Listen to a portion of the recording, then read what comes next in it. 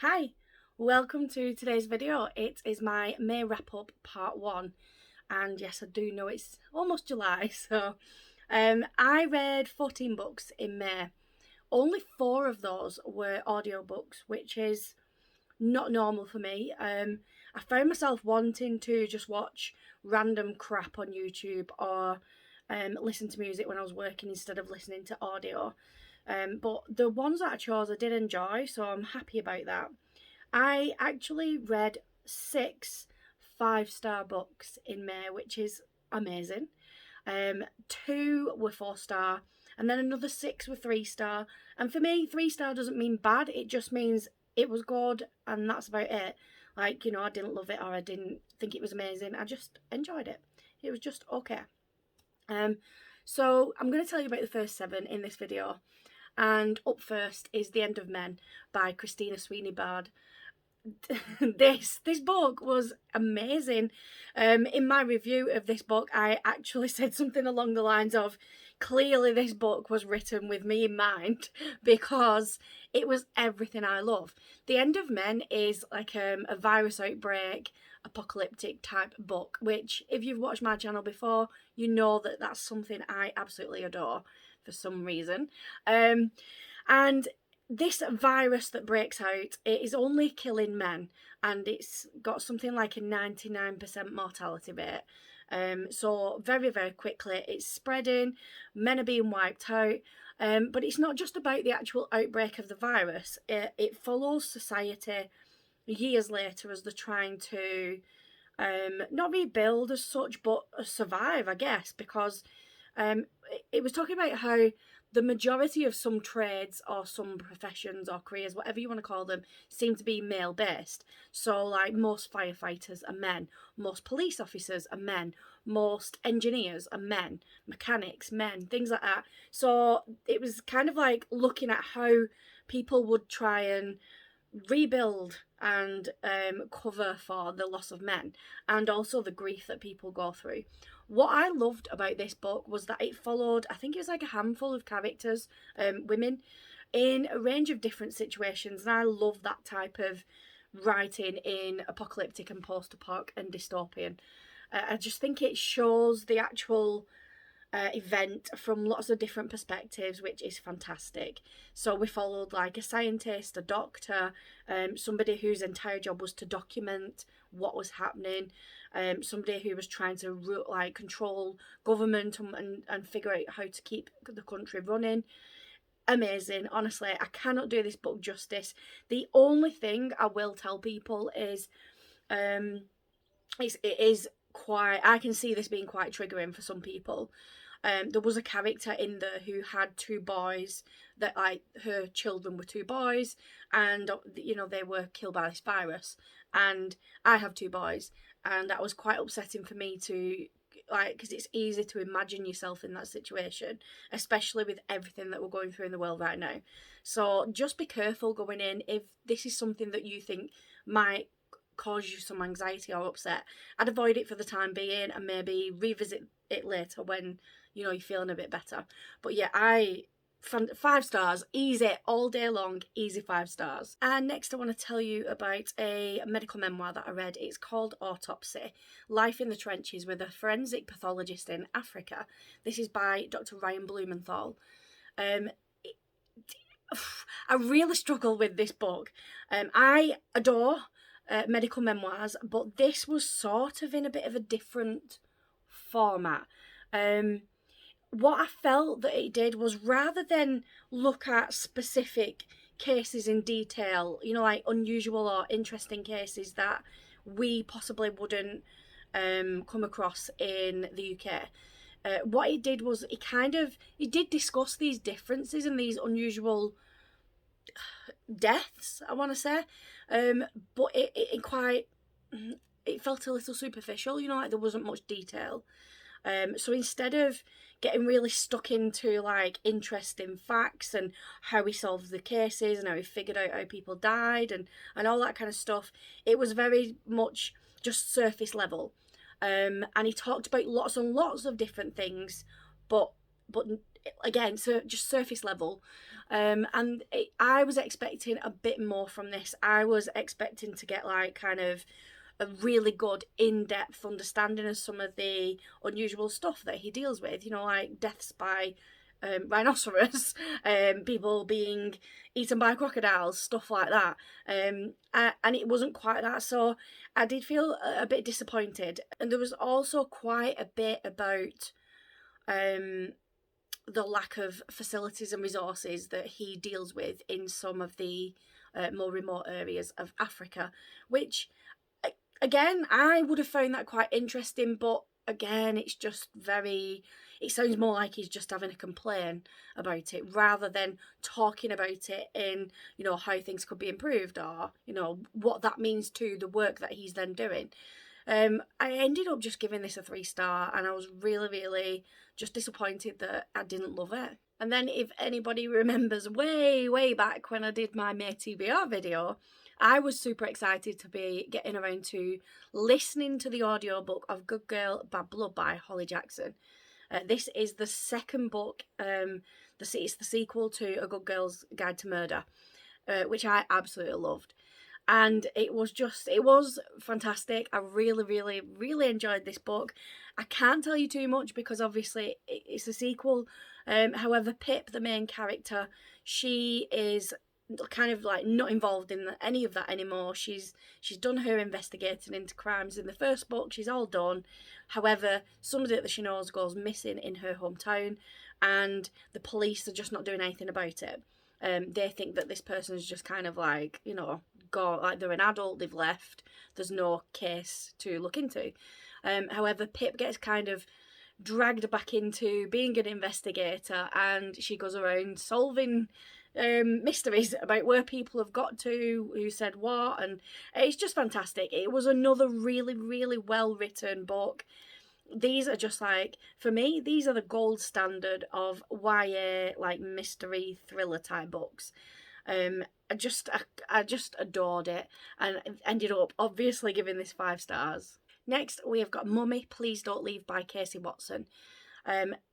Some of you may recognise this author's name.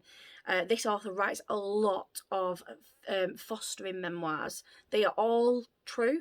They're all, you know, actual memoirs. I've got tons of them down here. I love them.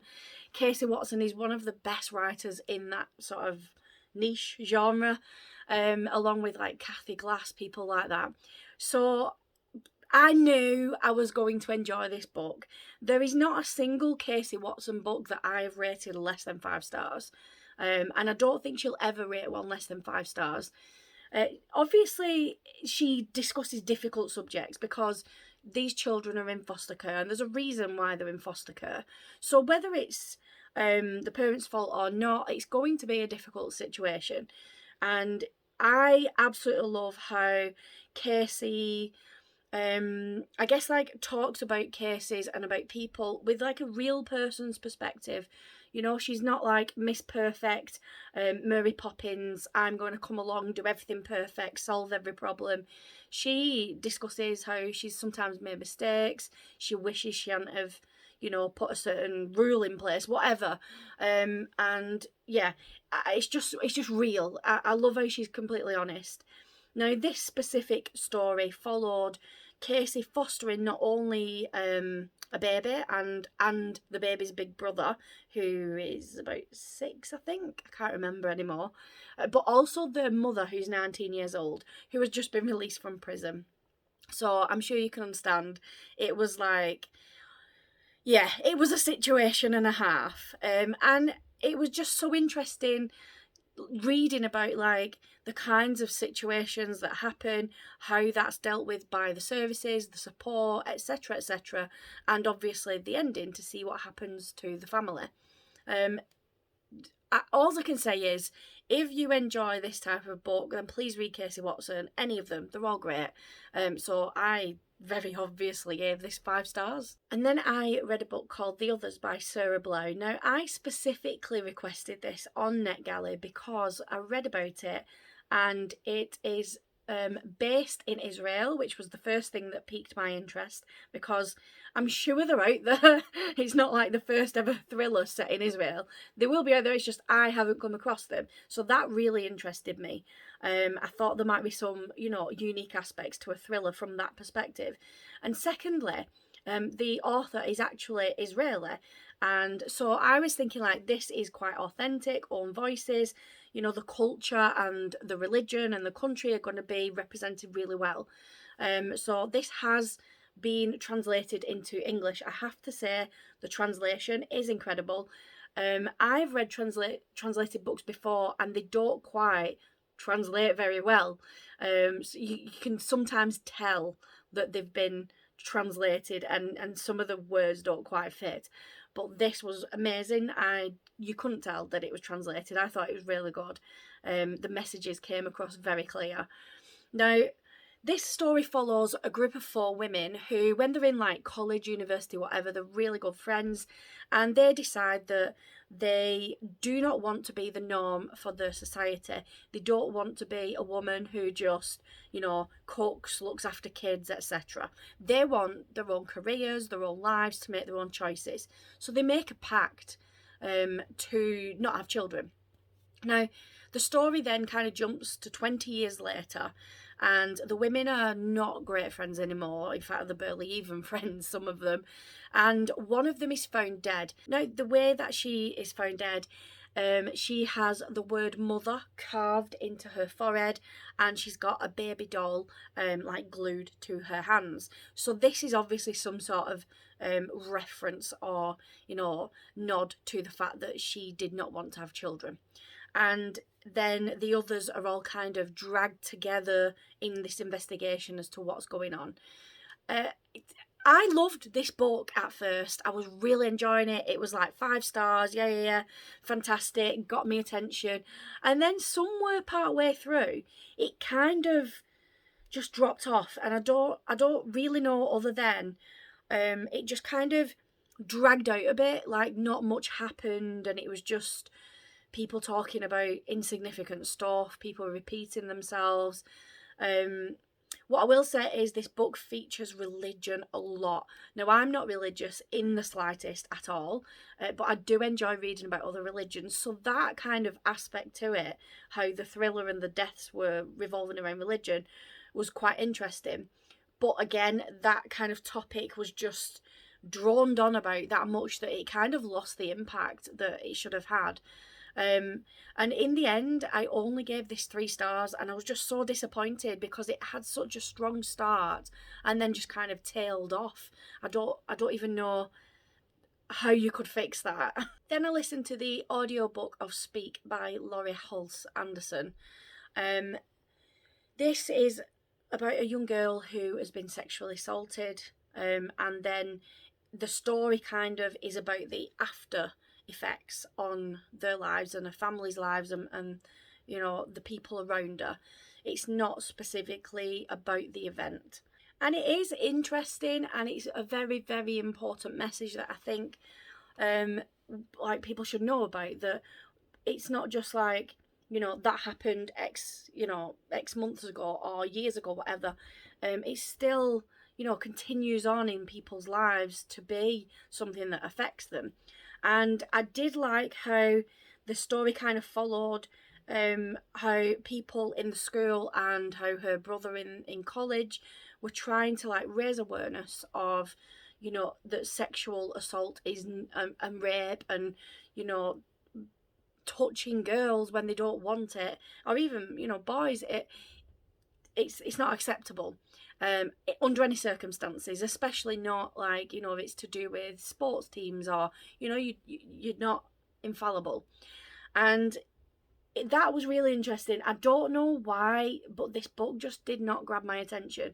I was listening to it as audio, and quite often I'd find myself like just zoning out. I don't know if it's the narrator or the writing.